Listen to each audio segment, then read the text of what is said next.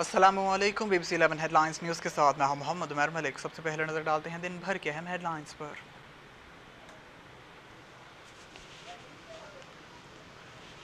सियासी जमातों के दरमियान मुज़ाकरात के मामले पर हुकूमत के नामजद करदा नुमाइंदों ने तहरीक इंसाफ से बाज़ाब्ता मुज़ाकरात के लिए रब्ता किया है।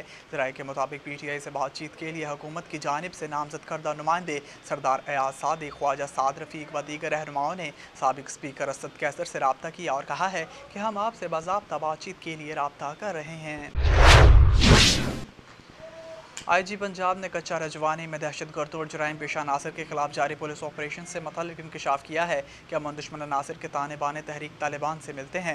ऑपरेशन से मुतल्लिक ब्रीफिंग के दौरान इन्होंने CTD का हवाला देकर कहा कि इन इलाका में जो फ़ोन कॉल्स हुई वो तहरीक तालिबान से मिलते हैं। 23,000 एकड़ के करीब इलाका क्लियर करवा लिया गया है, जबकि दुश्मन दहशतगर्दों से ज़्यादा तरबियत याफ्ता है।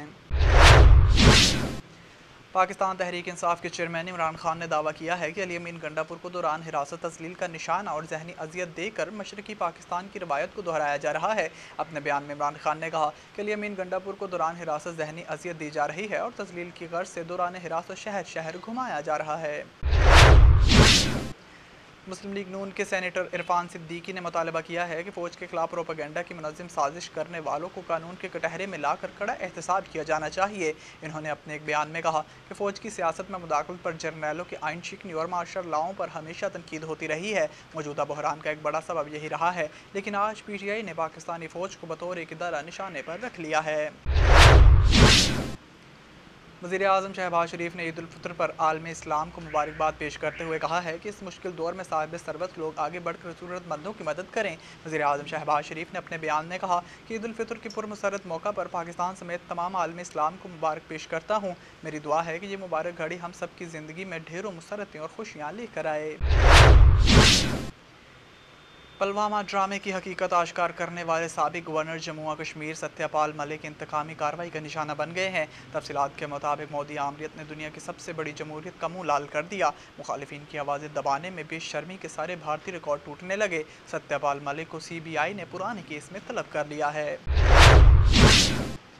Chairman PCB management committee Najam Sethi का कहना है कि हमें न्यूट्रल वेन्यू पर एशिया कप खेलने के मशवरे दिए जा रहे हैं। एक प्रेस कॉन्फ्रेंस के दौरान नजम सेठी ने कहा कि पाकिस्तान ने तजवीज़ पेश की है कि भारत अपने एशिया कप के मैच न्यूट्रल मुकाम पर खेले, जबकि पाकिस्तानी टीम दूसरी टीमों के साथ पाकिस्तान ही में खेलेगी। नजम सेठी ने कहा कि यह तजवीज़ एशियन क्रिकेट कौंसिल को भेज दी गई है। तांदलावाला से ज़मीर हैदर की रिपोर्ट शामिल करेंगे। अल खिदमत फाउंडेशन तांदलावाला के ज़रिए-ए-इत्माम एक तकरीब का इनेकाद किया गया, जिसमें पीर मुदस्सर अहमद शाह चिश्ती ने मुस्तहिकीन में ईद गिफ्ट तकसीम किए।